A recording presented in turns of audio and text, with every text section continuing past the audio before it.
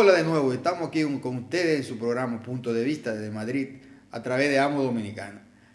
Para nosotros es un honor y un gusto retornar con ustedes después de esta ligera ausencia, pero estamos aquí presentes intentando como siempre darle ideas y conceptos de que ustedes puedan aprender junto con nosotros y además con la presencia que tenemos hoy del doctor Johnny Martes, creo que va a ser interesante el programa. ¿Qué te parece, Jeremías? Muy bien, doctor, una vez más por aquí ya de primer programa de este año 2015, que teníamos unos días ausentes, pero ya estamos aquí y con una gran compañía, un gran invitado que una vez más nos acompaña. Le vamos a agregar un año más, que es el 16 que estamos. El 16, sí. Pues tenemos a Johnny Marte, que como es un gran amigo, como ha dicho Juan José, conocedor profundo del derecho constitucional, un especialista en la materia, con quien vamos a hablar de algunos temas, algunos otros en concreto, doctor. Sí, primero agradecer de nuevo la presencia aquí del doctor Johnny Martes y darle la bienvenida de nuevo. Sí, muchas gracias, doctor Juan José Sánchez, por la invitación que nos ha conferido, y también al letrado y doctor Jeremías Alcántara. En este nuevo año le agradezco sinceramente, ¿no?, la invitación, y también al público televidente del programa Punto de Vista, que esperamos, ¿no?, estar a la altura de una audiencia tan exigente y tan importante aquí en España y también en la República Dominicana, ¿no, doctor? Sí, parece que el programa se está viendo por muchas partes. Aquí en España tiene bastante audiencia y en República Dominicana tenemos... también nuestro público. Claro. Tenemos personas que ven nuestro programa, y lo cual le agradecemos infinitamente. Hoy queríamos traer al doctor Johnny Martes para que nos hable acerca de... En los últimos tiempos el Tribunal Constitucional ha elaborado o ha realizado varias sentencias. Una de las sentencias más controversiales es la sentencia 599-15, y queríamos con él que nos dijera y nos explicara qué es esa sentencia y cuáles son los elementos importantes que tiene ella. Sí, muchas gracias, doctor. Como usted acaba de decir, en el año 2015 el Tribunal Constitucional emitió sentencias de gran envergadura, de gran importancia. Y es cierto que entre ellas la sentencia a la que usted hace referencia, que es la 599/2015, fue una de las que más eco tuvo en los medios públicos de la República Dominicana y también en la comunidad jurídica. Bueno, esta sentencia, como se sabe, basó de la impugnación del Código Procesal Penal. Sí, esta sentencia se trató de varias acciones de inconstitucionalidad que iban dirigidas a esa ley. Es importante, y como entiendo que es la filosofía de este programa, Punto de Vista, un programa didáctico, ¿no?, de información a todo público, que hagamos algunas precisiones, que elaboremos un parámetro para luego pasar a la sentencia.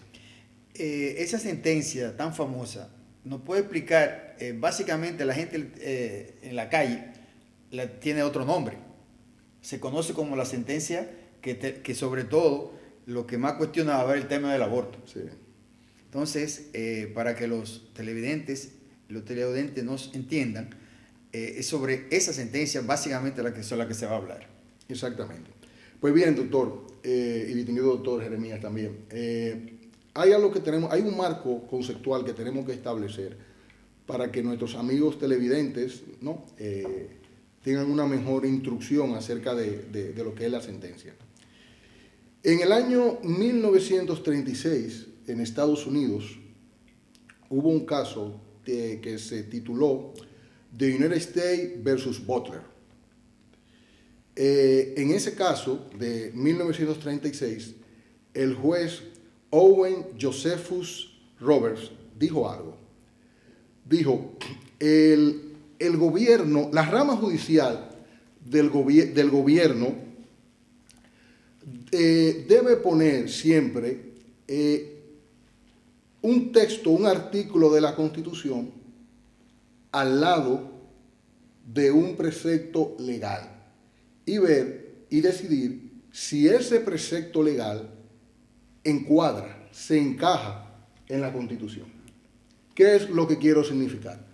Que la Constitución es el molde y las leyes, las normas, los estatutos es el objeto que debe encajar en la Constitución.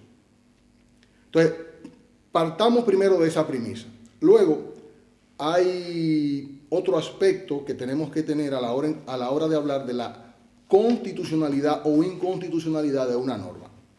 Es el siguiente. Una norma puede ser inconstitucional porque en su proceso de formación se actuó con irregularidad. Pero también una norma puede ser inconstitucional porque su contenido material choca, colinda con la Constitución. Pero de estos dos se desprenden también dos aspectos, que una norma puede ser inconstitucional porque quien la elaboró no tenía competencia para elaborarla.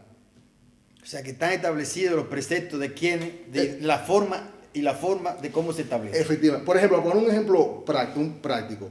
En el sistema dominicano, en el sistema constitucional dominicano, el órgano encargado de hacer las leyes, fundamentalmente es el Congreso, la Cámara de Diputados y el Senado. Y luego el Poder Ejecutivo la promulga y la publica. Pero el Poder Ejecutivo por sí solo, por atribución propia, no puede elaborar una ley. Como tampoco el Congreso puede emitir un decreto. Con lo cual, en el Estado de Derecho, en el Estado constitucional de Derecho, las atribuciones de los órganos están establecidas. Y el otro aspecto que tenemos que tener en cuenta a la hora de la constitucionalidad o inconstitucionalidad de una norma es lo que se llama inconstitucionalidad por omisión, que es cuando el legislador no obedece el mandato constitucional de legislar. Entonces, teniendo ese parámetro, ¿no?, de que la Constitución es el marco sobre el cual se va a declarar o no la constitucionalidad o no de la norma, entonces podemos entrar entonces en el tema de hoy. Esa sentencia, podríamos decir que se puede dividir en tres partes. Sí. Para un mejor estudio, ¿no?, y una mayor comprensión de los televidentes, es bueno dividir la sentencia en tres aspectos. Bueno, ¿y esas cuáles serían? Bueno, un primer aspecto sería la historia, por decirlo así, los acontecimientos que están detrás de la sentencia. Previos, exactamente. Sí. Los acontecimientos previos a la sentencia. Sí. Un segundo aspecto sería la estructura de la sentencia. Y un tercer aspecto sería ya el contenido de la sentencia. En el caso de la historia, creo que nuestro compañero Jeremías... Bueno, no, usted el doctor, pero a ver, de forma didáctica, comentarle a los televidentes, de una forma ya sencilla, de que teníamos en República Dominicana un código penal de 1884, ya con 130 años de vida, que ya algunos juristas consideraban ya obsoleto, porque ya su terminología, las sanciones, eso ya no coordinaba, digamos, con la sociedad, con los tiempos actuales. Y entonces, luego de una gran discusión, un gran debate, se aprobó, digamos, el Código Penal en el año 2014, en diciembre. Ese Código Penal, como bien decía usted también, Juan José, y amigos televidentes, el tema de más discusión que suscitó fueron de los artículos 107 al 110, que era la materia que se refería al aborto, que si puedan recordar, había una gran discusión entre los sectores liberales, conservadores, de la Iglesia Católica y así, de demás sectores. Y finalmente se aprobó el Código Penal, pero no en ese primer momento, digamos, doctor, ¿no? No se estableció las excepciones del aborto. en ese sentido. Una pregunta, ¿quiénes hacen la reclamación o quiénes hacen que esa sentencia se revise? ¿Hubieron algunas organizaciones? Sí. Habían aproximadamente, no, Habían. En principio, digamos, bueno, ya ahí entran las acciones, ¿no? Sí. Pero digamos que habían unas 24. Entre ellas Fundación Justicia y Transparencia, Sí. Fundación Transparencia y Democracia, Fundación Matrimonio Feliz, exactamente. Sí. Bueno, el caso es, para ya completar la parte histórica, que bueno, la ley se aprueba el código, como bien dice el doctor Jeremías, se le envía al Ejecutivo para que la promulgue y la publique, y el Ejecutivo hace uso de la facultad constitucional de observarla. La observa la ley, la devuelve a la Cámara de Diputados con las observaciones hechas, que ya, bueno, luego entraremos en eso, y es aprobada en la Cámara de Diputados sin ir luego al Senado, como manda la Constitución, y es devuelta al Poder Ejecutivo, quien promulga la ley y la publica. Eso es básicamente el trasfondo histórico del proceso legislativo. Eso en cuanto a la parte histórica. Luego, podemos ir a la estructura de la sentencia. Es una sentencia que contiene, cuyo alcance es de 170 páginas, ya usted se imagina. En medio de las audiencias se propusieron varios medios de inadmisión, tiene varios medios de inadmisión, es decir, para que nos entienda nuestro público, los medios de inadmisión son aquellas pretensiones que se hacen en la audiencia para que el tribunal los falle antes de entrar al fondo de la sentencia. Aparte de eso, también la sentencia tiene dos votos, un voto salvado y un voto disidente, como es lo que da esa facultad el artículo 186 de la Constitución y el artículo 30 de la Ley Orgánica del Tribunal Constitucional. Para que nuestros televidentes no se entiendan, ¿qué significa un voto salvado y qué significa un voto disidente? Bien, vamos a empezar primero por el voto salvado, que es el más, vamos a decir en términos, sería el más laico. El voto salvado es aquel donde el juez, aunque está de acuerdo con el dispositivo de la sentencia, con lo que determinó la sentencia en su dispositivo final, aún así no está de acuerdo con los argumentos que sustentaron la sentencia. Es decir, para que se nos entienda por parte de los televidentes, es como decir, bueno, algo es verde, pero es verde por tal razón, no por esta razón. Será verde porque la luz lo alumbra y lo pone así. Por poner un ejemplo, así que me sale en el momento. Sí. Luego está el voto disidente. El voto disidente es aquel que dice, yo no estoy de acuerdo ni con el dispositivo de la sentencia, ni mucho menos con los argumentos. Entonces, la sentencia tiene un voto disidente y un voto salvado. Para que nos entiendan un poquito mejor, ¿cuántos miembros tiene el Tribunal Constitucional? Eso es muy interesante porque lo que usted plantea, que es uno de los aspectos también de la estructura de la sentencia que tenemos que tener presente. El Tribunal Constitucional, de conformidad con la Constitución y con la Ley Orgánica, tiene 13 miembros. En la sentencia firmaron 12 miembros. Es decir, que por lo menos, en cuanto al dispositivo de la sentencia, 11 miembros del tribunal estuvieron de acuerdo. Por lo menos en cuanto al dispositivo. Y en cuanto a los argumentos, podemos deducir que estuvieron 10 de acuerdo. Esa precisión que usted hace es muy importante y lo veremos a continuación cuando pasemos ya al contenido, correctamente, porque ahí se van a ver aspectos de mucha relevancia. Y ya por último, para que nuestros amigos televidentes tengan conocimiento, ¿no?, de la parte estructural de la sentencia, es importante que en la sentencia aparece el llamado amicus curiae, una figura que no está ni en la Constitución ni en la ley orgánica del Tribunal Constitucional y que está en el reglamento. El reglamento es que establece esta figura, que por cierto nuestro amigo Jeremías conoce más profundamente. ¿Cómo le pudiéramos transmitir? Aunque yo sé que el amigo Curiae. El amigo Curiae, bueno, en latín. Es como una especie de amigo de la corte, ¿no? Sí. Es una figura inclusive antigua. Sí. Es una figura que viene del derecho romano, sí, y que se positivizó luego, los británicos la positivizaron, y luego era más de uso en el derecho anglosajón, en el common law, como se dice. Sí.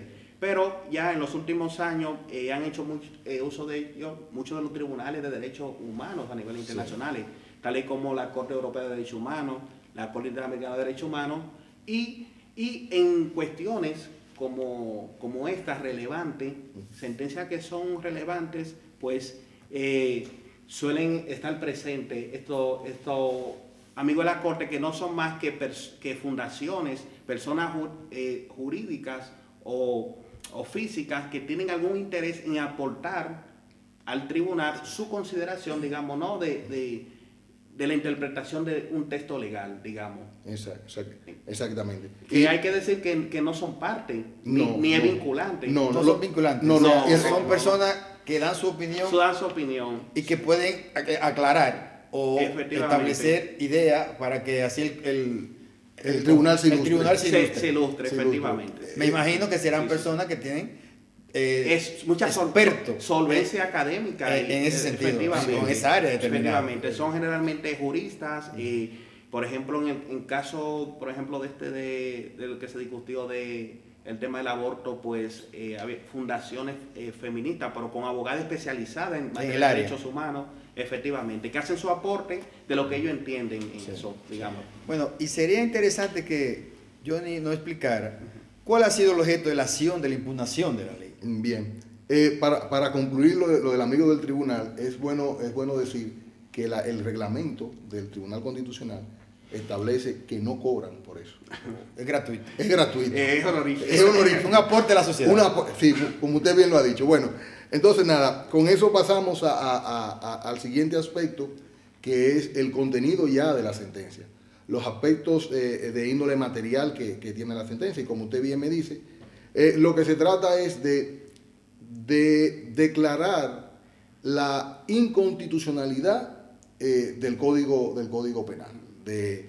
Doctor, discúlpeme, sí, para los amigos televidentes, para suponernos de que ya el Código Penal se aprobó con la modificación, con las observaciones que hizo el presidente de la República al tema del aborto. Sí, exactamente. Entonces, a partir de ahí...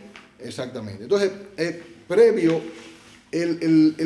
cuando llega, doctor José Sánchez, cuando llega una demanda o una acción directa en inconstitucionalidad, si el tribunal la admite a trámite y se pronuncia sobre ella, el primer aspecto que va a decir es si el tribunal es competente o no. La competencia es el primer aspecto procesal. ¿Y a qué hacemos referencia? Es a lo siguiente. Esta acción directa de inconstitucionalidad, según la Constitución, según la ley orgánica, ¿me compete a mí?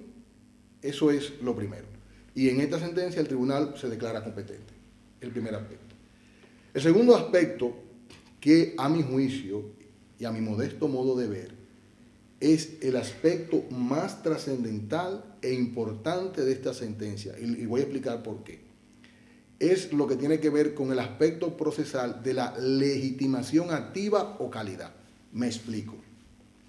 La Constitución y la ley orgánica del Tribunal Constitucional establecen que para accionar, para interponer una acción directa de inconstitucionalidad contra una ley, contra un decreto, contra un reglamento, contra una resolución o contra una ordenanza, tienen calidad, es decir, tienen la potestad de hacerlo el presidente, una tercera parte de los diputados y una tercera parte de los senadores.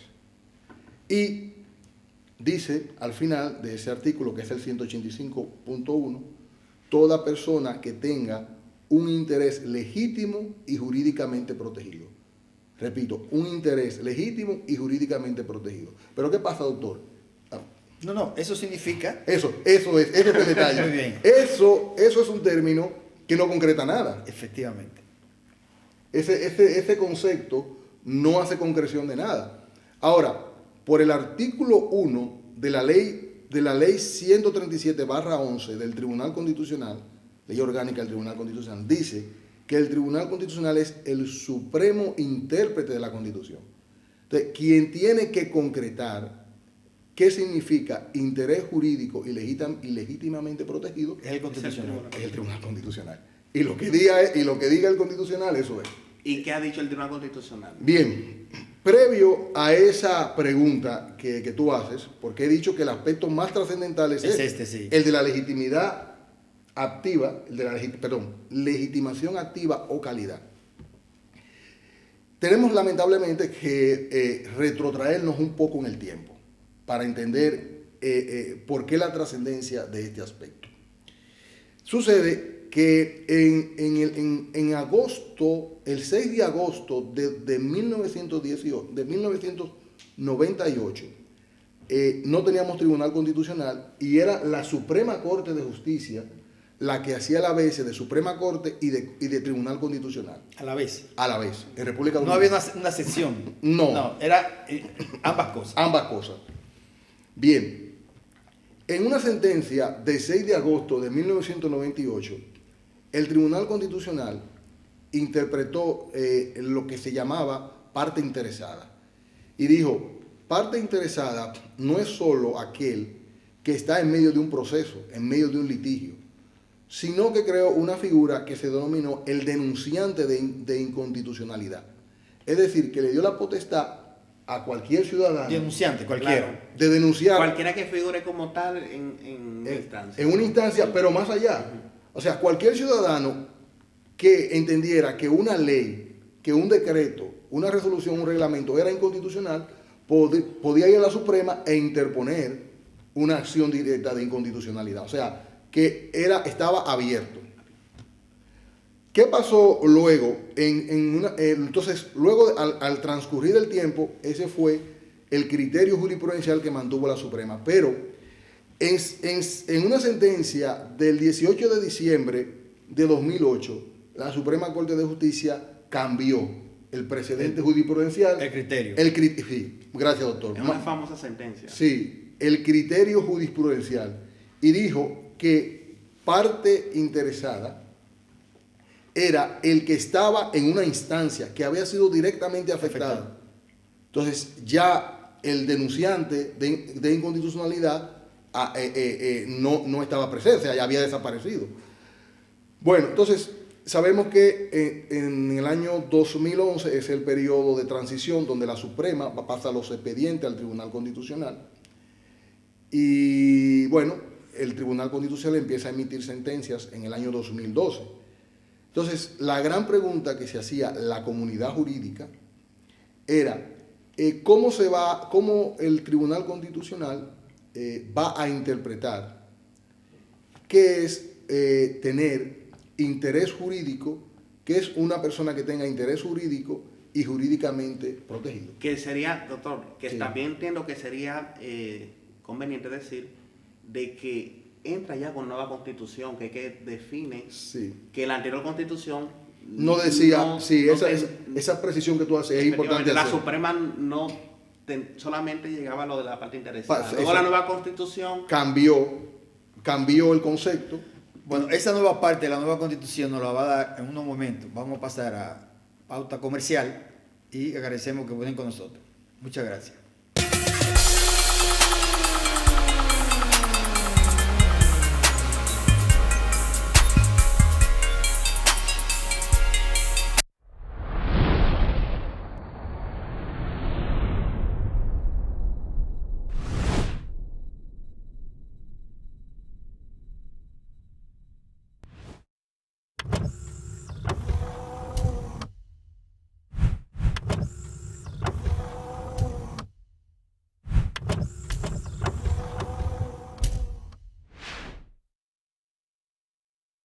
Dale. De nuevo con ustedes en su programa Punto de Vista. Gracias por estar con nosotros.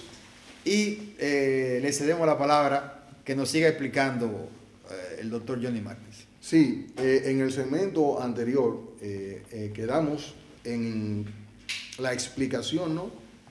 Jurisprudencial y de precedente, que vale decir, que dio el Tribunal Constitucional en la sentencia 599 de 2015 sobre qué significa, cuál es la extensión de cualquier persona que tenga interés legítimo y jurídicamente protegido. Entonces, el tribunal dijo en la sentencia que siempre que estén presentes intereses difusos, cualquier persona puede accionar en inconstitucionalidad. Intereses difusos. Efectivamente. Definición de eso. Que no sean aspectos, vamos por lo que no es primero, que no sean aspectos particulares de la persona. Individuales. Sino que sean colectivos. Del colectivo. Es decir, que afecten a la sociedad, a la generalidad, digamos. Efectivamente. Es el famoso quibus expolum.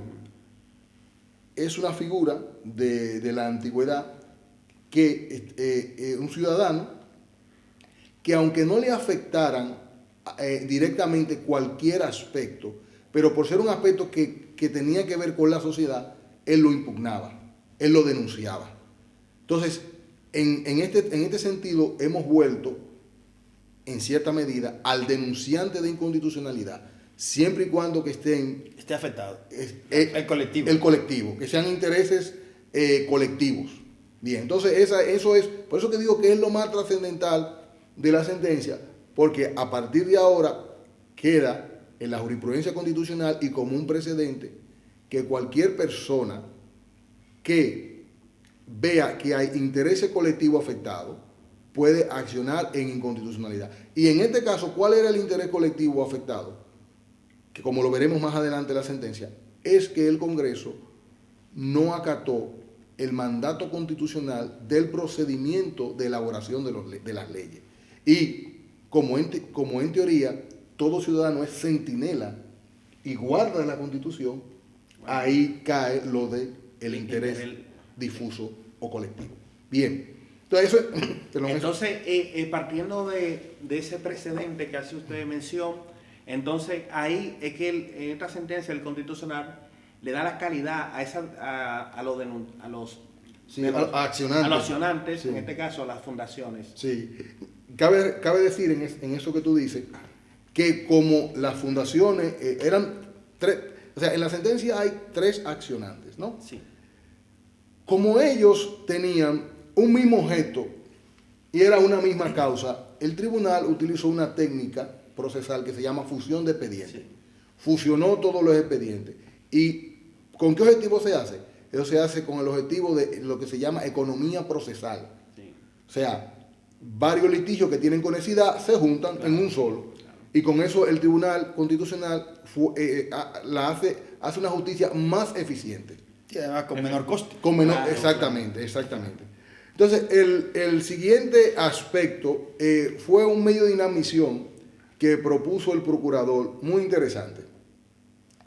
El procurador dijo en uno de los medios de inadmisión que planteó que la ley que establece el Código Penal no podía ser impugnada en inconstitucionalidad porque no estaba vigente. Ok, precisamente, aquí tengo yo la disposición transitoria que establece la ley, esta que tenemos aquí, establece y dice, leo textualmente, el Poder Legislativo producirá en un plazo de 1 año las readecuaciones necesarias a la legislación vigente complementaria al Código Penal, a fin de armonizarla con el presente Código. Claro, eso efectivamente es lo que se denomina el vacatio legis, que suele ser que cuando se promulga una ley y se publica y más de esta índole, de esa importancia como un código penal, pues el legislador da un plazo, reserva para el conocimiento de la sociedad, para la adecuación, que suele ser un plazo, ya eso es subjetivo en función del impacto de la ley. Sí, esa técnica, doctor, es muy importante que resaltemos, porque en nuestro país hay un criterio de que, bueno, la ley se promulga y se publica, y una vez ya es de conocimiento al otro día, pero usted tiene una población que no necesariamente tiene conocimiento de esa ley, que no lee que no todo el mundo lee los periódicos. Entonces, el vacatio legis es para dar cierta seguridad jurídica y empezar a la población y a los operadores de esta ley, habilitarlos para que puedan recibirla. Yo creo que para que nos entienda un poquito mejor, sería un espacio, un tiempo para que la gente promueva y se entere. Efectivamente. O tenga el espacio, el tiempo suficiente para enterarse de que eso existe. Sí. Y si tiene que emprender alguna acción, claro, ahí es el momento. No, y sobre todo el conocimiento de claro, y que también, por ejemplo, hay que decirlo, pueden ser hechos que al momento de esa ley no estaban penados. Entonces, está entre esa ley, tener un espacio de un tiempo para que tú dejes, en este caso del Código Penal, de tú renunciar en caso de que sea una conducta delictiva. Exactamente. Es, como ustedes bien han dicho, para resguardar la seguridad jurídica. Efectivamente. Bien, entonces, luego de ese medio de inadmisión que usted ha citado aquí, en la ley, que le daba un tiempo a la ley, como bien dice el letrado Jeremías Alcántara, que es como un tiempo de vacaciones. El procurador dijo, esta ley no puede ser impugnada porque esta ley no ha entrado en vigencia. Entonces el Constitucional a ese medio de inadmisión le respondió diciendo que el hecho de que una ley no se encuentre vigente y esté en vacatio legis no impide que pueda ser conocida por la acción directa, porque ya ha sido promulgada y publicada. Mira qué interesante. Y también dijo que el artículo 185 habla de ley, cuando dice que la acción constitucional es contra leyes, decretos, dice el Constitucional en la sentencia, que no dice ley vigente, sino solamente ley. Okay. Entonces, o sea, que no un proceso transitorio. No la condiciona. No la condiciona, es muy correcto. No la condiciona exactamente. Entonces, eso le respondió el Constitucional al procurador en ese medio de inadmisión. Bueno, entonces, ya entrando en el análisis ya bien de la sentencia, hay que establecer que los accionantes plantearon varios aspectos de inconstitucionalidad.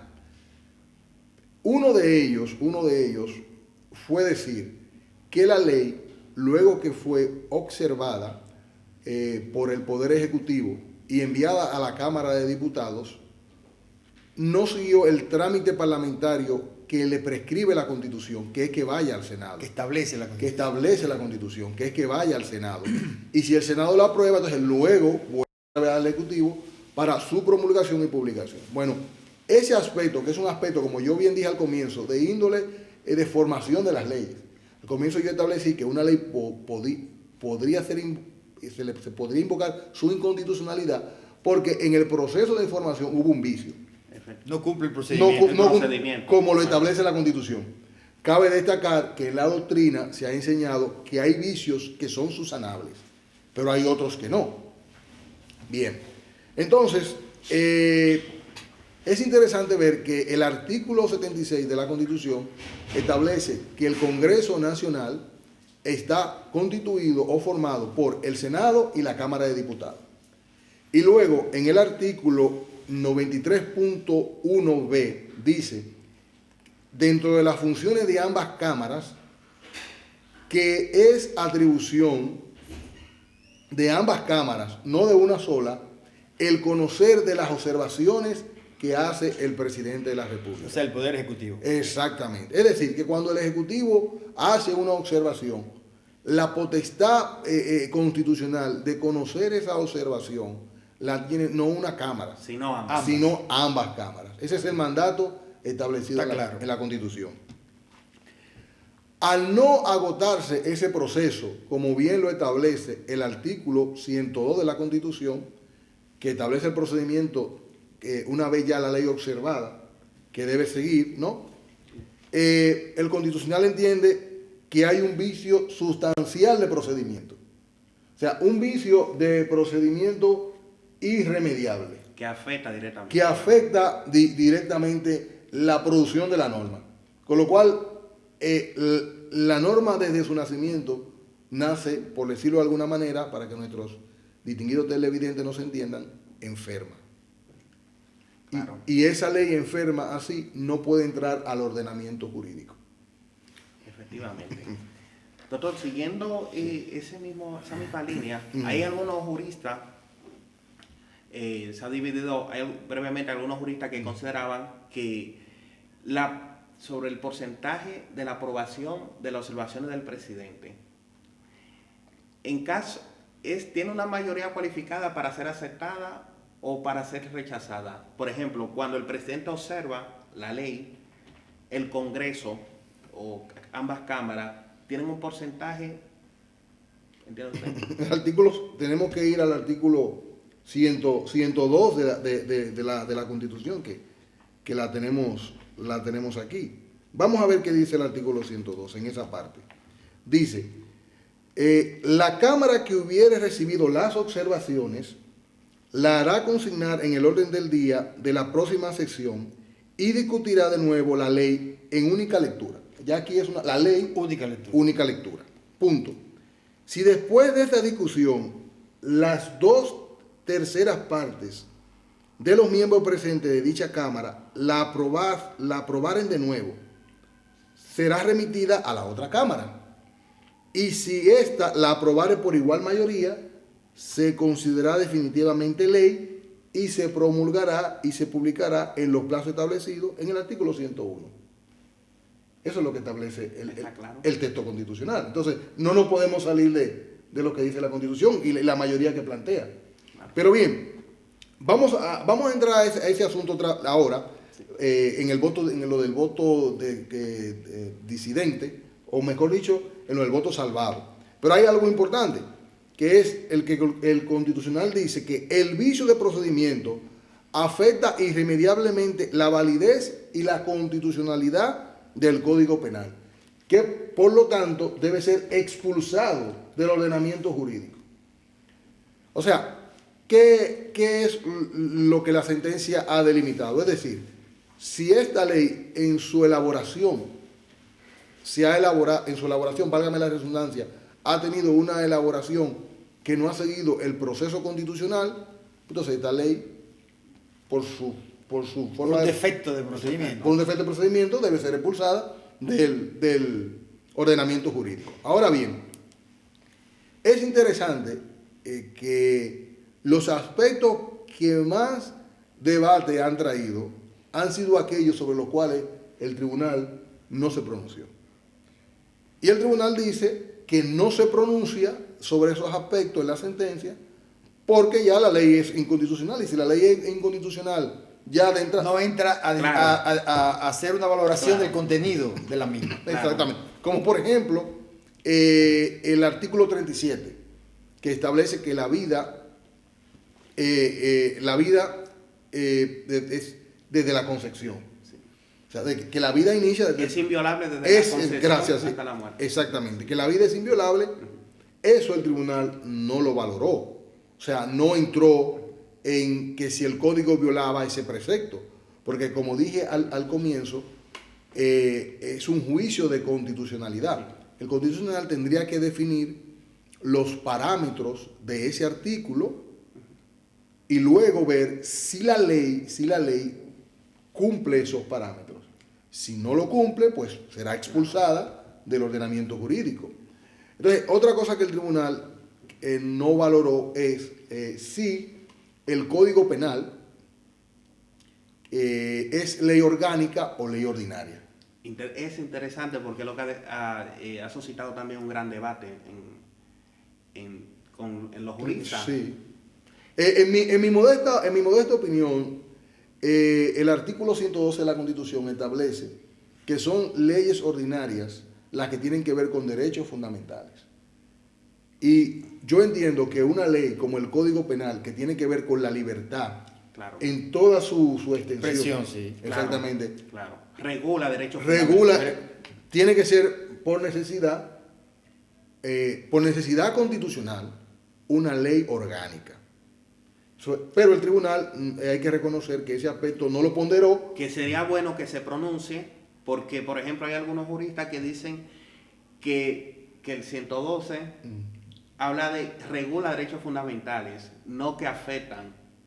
Entonces, por ejemplo, hay un jurista, Flavio Darío Espinal, que estuve leyendo, él dice que el Código Penal es de naturaleza ordinaria, porque el artículo 102 establece que regula, no que afecta. Yo estoy con usted, yo entiendo su posición. Bueno, no se puede negar que la opinión de un jurista de la categoría de Flavio Darío es una opinión que hay que considerar.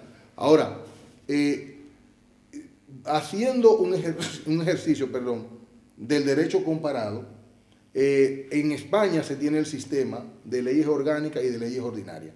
Mi pregunta es, aquí en España, ¿el Código Penal es una ley orgánica o una ley ordinaria? Orgánica. Es una ley orgánica.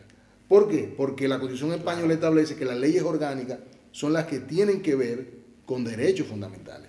Efectivamente. Bien. Entonces, para continuar con el aspecto de la sentencia, hay un asunto en el voto salvado muy innovador, que lo propone un magistrado donde habla de que la observación que hace el presidente tiene que ser un nuevo proyecto de ley. O sea, que no es sencillamente observarla, sino que tiene que justificarla. Sí, con otro proyecto alternativo al que se lea. Eso va a ser objeto también en otras sentencias de discusiones, porque es un aspecto que no está bien concretado en la Constitución. En definitiva, podemos decir que esta sentencia lo que ha venido a hacer es a que se cumpla el artículo 6 de la Constitución, que establece que toda persona, ¿no?, y los órganos públicos están sujetos a la Constitución, norma suprema del ordenamiento jurídico. Y en su parte B, que es nulo toda ley, decreto, reglamento, resolución o acto contrario a la misma. O sea, esa sería la valoración de esta ley. Exactamente.